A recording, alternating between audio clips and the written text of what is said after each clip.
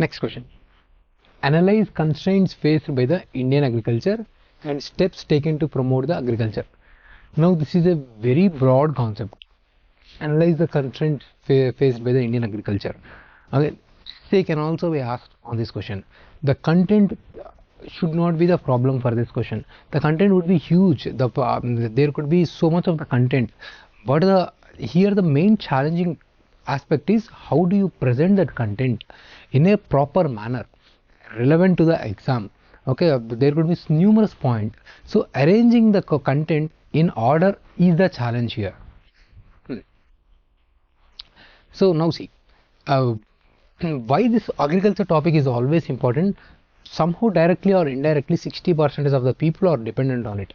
Okay, so in order to make the Indian economy developed, or else in order to make a rural development or anything is always linked to the agriculture only. To improve the social indicators, health indicators, everything is basically linked to the your agriculture development, right? So agriculture plays a very important role. Now this agriculture is facing various constraints, like say I have already told you. Okay, now before understanding this thing, okay, we are facing constraints in the land, market, research, availability of the access to the other inputs. Okay, let's try to understand in this format. Okay, now all the agriculture constraints can be dealt under the three headings: agroecological, input constraints, and the institutional constraints. So what are the agroecological constraints? Agroecological constraints are nothing but those kind of temperature conditions or else geographical conditions, simply saying, that will determine the growth of particular crop. While discussing about the distribution of the flora and fauna, I have told you there is some kind of optimum temperature between which only the growth of the plants and animals can take place. Now your agriculture crop is also a kind of living crop, and so there is a certain specific amount of pattern for that. So these agroecological conditions definitely will improve. Okay, let's say you cannot grow wheat, okay, in the tropical regions. The wheat regions have different cropping conditions, cropping pattern. In the same way, you cannot cultivate cotton in the mountainous regions. Okay, so your cropping pattern or growth of your agriculture will be affected by the temperature, it will be affected by the moisture level, and also the nutrients that are present in the soil. Okay, and also the topography, how this is going to affect. Okay, we will try to properly understand things. Okay,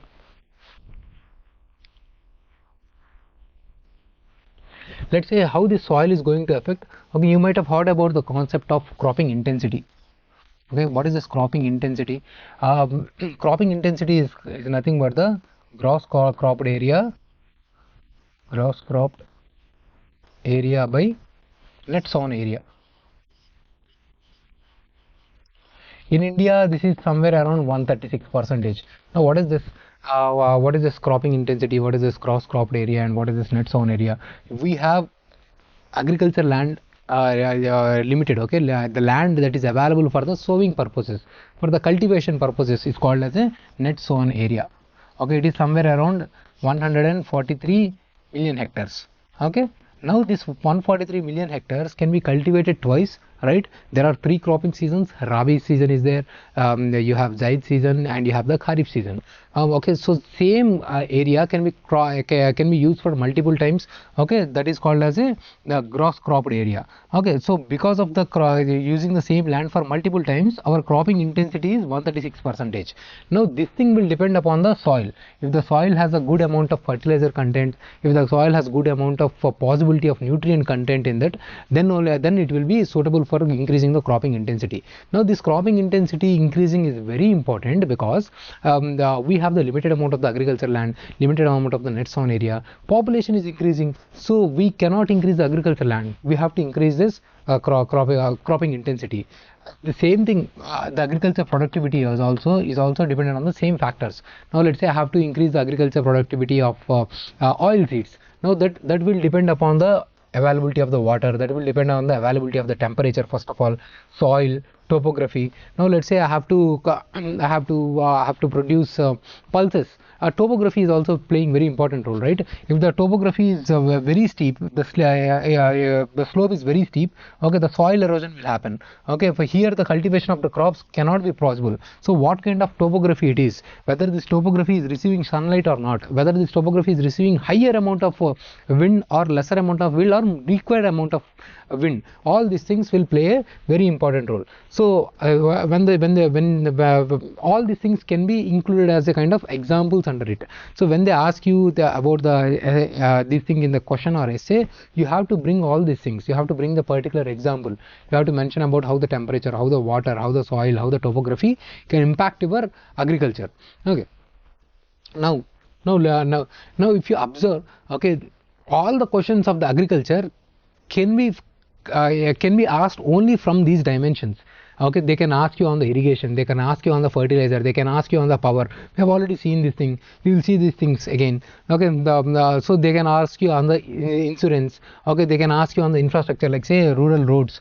Okay, they can or else any kind of warehouse storage facilities they can ask, or else IT infrastructure they can ask, or else the research and development, like say Agriculture Council of Research Institutions, mechanization, market in the form of MSP, ENAM, APPSC. So they can ask in this format. Okay, so these are the major constraints. So all these three major constraints can be divided into the three things. We have seen the agroecological constraints and inputs. What are the inputs that are needed for the agriculture? The major input that is needed is the irrigation. If you know, okay, only 45% of the agriculture land is available under the irrigation. Rest of the land is dependent on the monsoon. That kind of land is considered as a rain-fed. Okay, we cannot just depend on the monsoon. Sometimes there will be El Nino, sometimes there will be La Nina. So different types of the rainfall patterns will keep happening. Okay, so that's why we need a kind of irrigation where we can define the conditions, define the moisture conditions that are present in the in that particular area. Okay, so the irrigation becomes very important. Now, what is the constraint here? The constraint here is only 46% of the land has the irrigation, and those 46% is also not geographically properly distributed, right? And whatever the irrigation that is present, that is not being efficiently utilized. So, what are the various initiatives we are taking here? Where there is no irrigation, we are following the watershed development approach. That can be an independent question, which is being followed under the Pradhan Mantri Krishi Sinchai Yojana, right? Or we are also following the command area development program. In the command area development program, we are trying to improve the efficiency of the irrigation that is being provided. Okay, so fertilizers, what is the constraint here? The amount of fertilizers that are used is very poor. Okay, the soils they are heavily our farmers are heavily using the urea as a fertilizer, because other fertilizers are market oriented. Okay, their price is not determined by the government, but urea price is determined by the government. Because of this, urea is available cheap, and farmers are using high amount of urea. Soils do not need urea more than particular limit. What will the soils will do? So your efficiency of the soils is coming down. The fertilizers are not properly available. Fertilizers are not being properly produced to meet the demand. We are the highest importers, second largest consumers of the fertilizers, but third largest producers. That's why there is a mismatch between the supply and demand that is causing the inflation also. This inflation will be reflected in the food prices that will affect us. So these are the constraints. Fertilizers are not properly available. Power is available only for limited time period. Okay, and also power is also available in the form of subsidy, and this is causing the huge amount of groundwater crisis. Okay, and then the seeds. We have so many seeds which are spurious in nature, lack of quality seeds. Okay, the government is not able to regulate the amount of quality of the seeds that are being produced, or is the seeds that are being generated in the market. Okay, there are so many seeds, so many companies are coming and releasing the bill which we have is a very old bill, 1960s. There is some bill. Government is planning to come up with the new bill, but they are yet to pass it in order to regulate the seeds. Okay, we have also had the GM kind of seeds where there is a kind of terminator technology. Okay, means the same seed cannot be reused.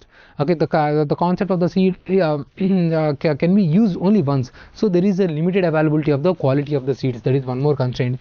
Pesticides, we are using all those pesticides which are most of the pesticides that are banned by the developed nations. Those pesticides we are still using. Because of this thing, what is the problem?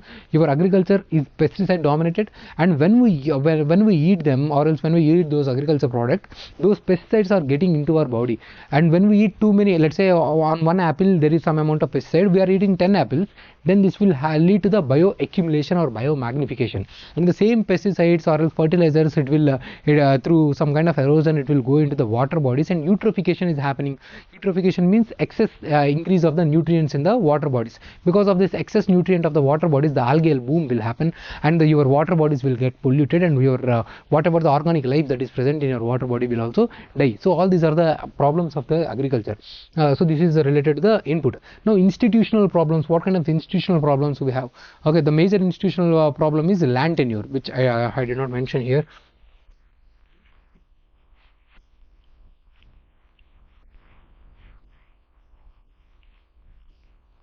Okay, land tenure. You might have studied this. Land tenure is nothing but under the land reforms. You might have studied. Okay, that is about the changing of the ownership availability of the ownership rights. Okay, who is cultivating the land, on whose name the ownership is there. Okay, during the time of before the time of the British, farmers used to cultivate the land. They used to eat whatever they have cultivated. British introduced the commercialization of the agriculture. With the commercialization of the agriculture, farmer lost his property rights over the land. Zamindar got the property rights. Zamindar became the owner of the land. Farmer used to cultivate the land and pay the taxes to the Zamindar, but the taxes were very high. Okay, because the farmer was exploited then, even today till now we don't have the tax on the agriculture. Okay, so during the time of the independence, there was zamindari system. So once after the independence has happened, we have initiated the land reforms.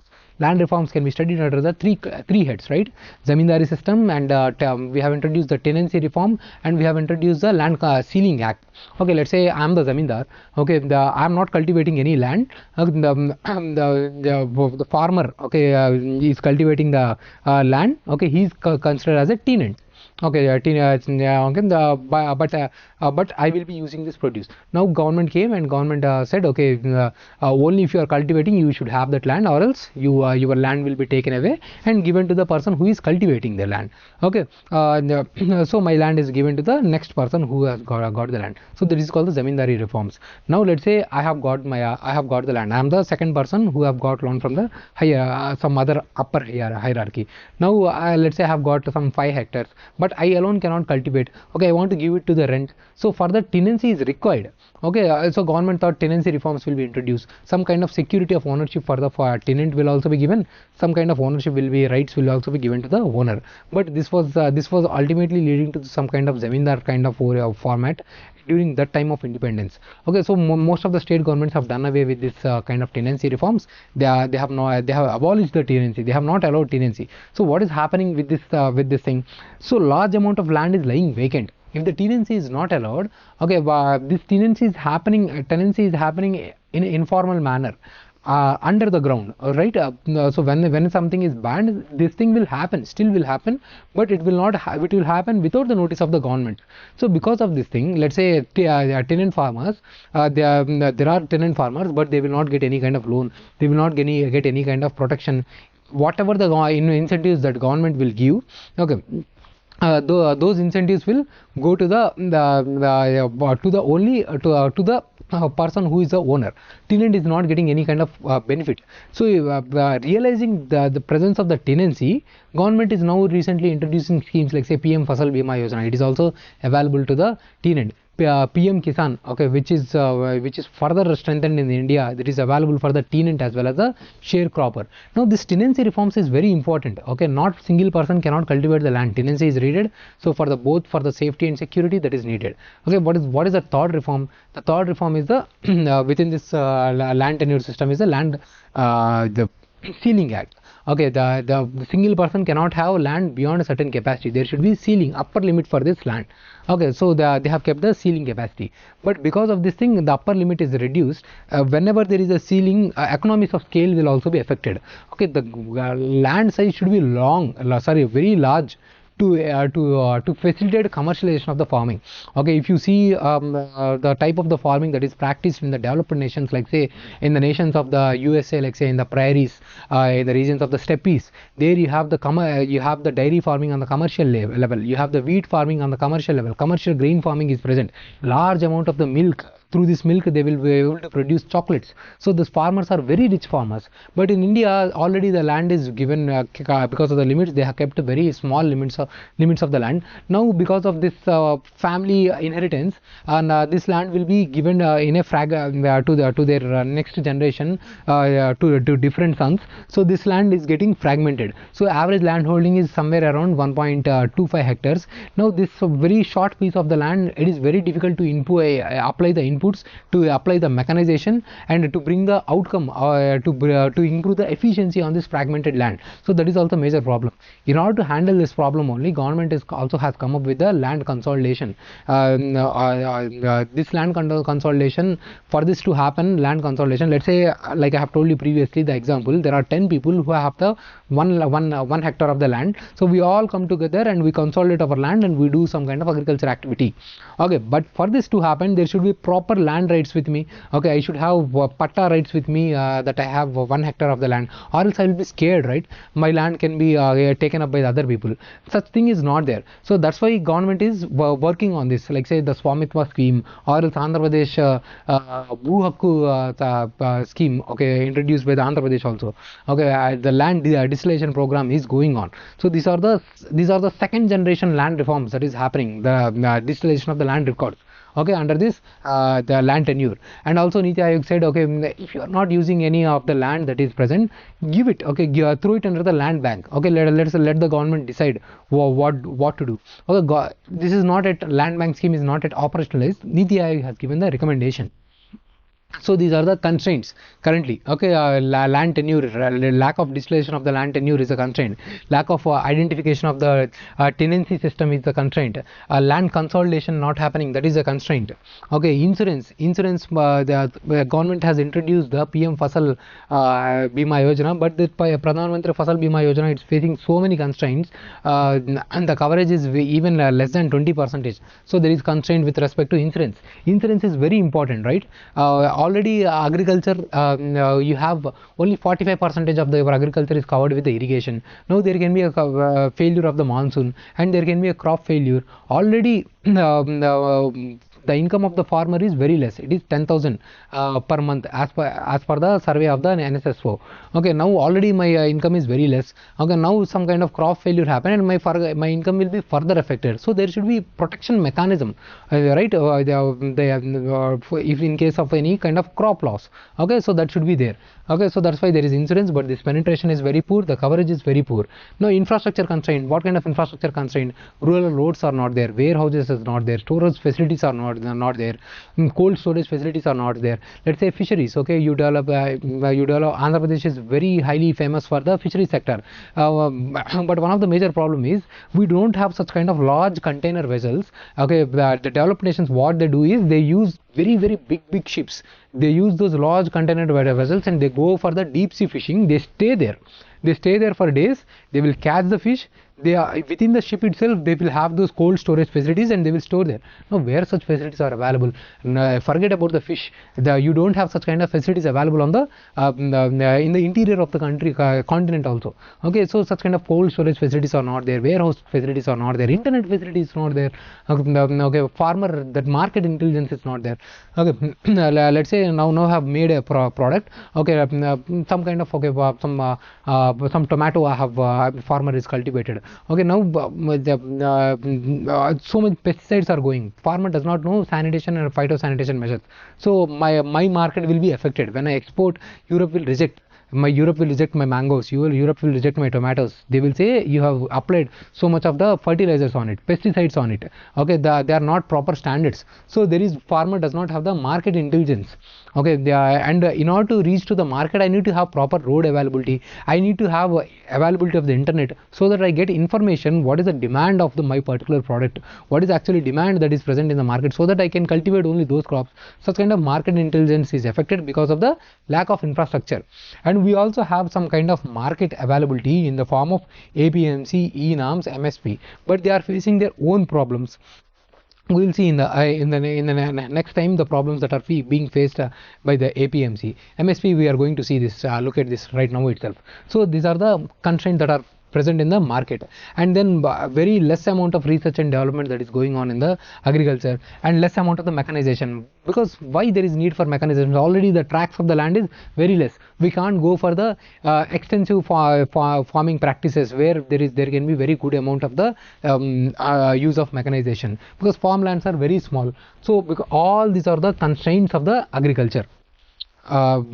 So when we understand these constraints, there is a question which talks about measures taken by the AP government. Okay, by the, so we will come to that question again. Okay, now let's see see here.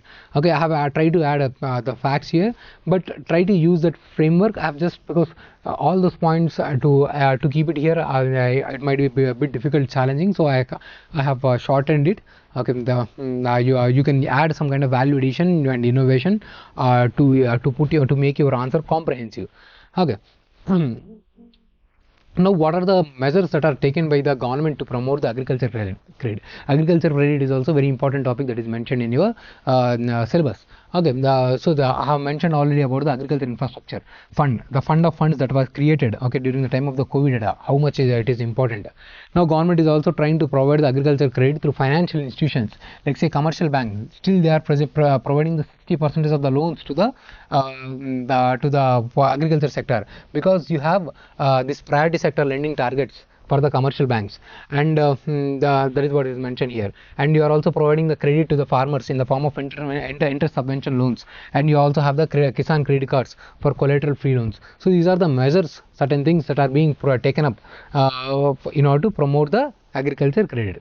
Now, what could be the conclusion here? Indian agriculture needs a comprehensive reforms in its entire supply chain in order to achieve the targets of the New India, the vision of the government that they want to achieve by the time of the 2047.